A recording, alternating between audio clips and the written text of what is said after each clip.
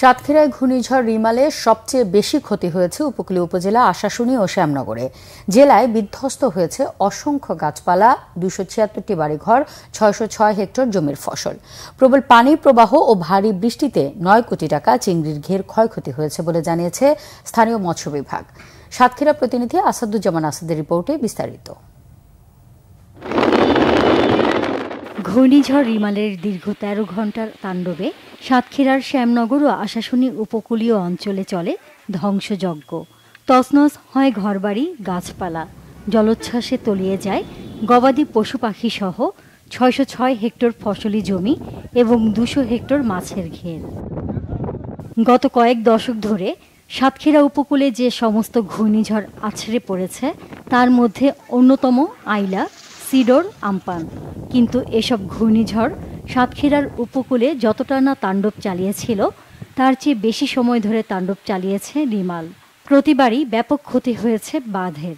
উপকূলের জরাজীর্ণ বেড়ি বাঁধগুলো টেকসইভাবে নির্মাণের দাবি উপকূলবাসীর। এই জলবদ্ধতা যে পরিমাণ বৃষ্টি হয়েছে সব ভাইসি পুড়ে একবারে ঘেরটা সব ধ্বংস হয়ে গেছে। যে আমাদের ত্রাণ কিংবা স্বল্প দিনের বাজারঘাট, খোরাক ইত্যাদি আমরা এসব কিছু চাই না।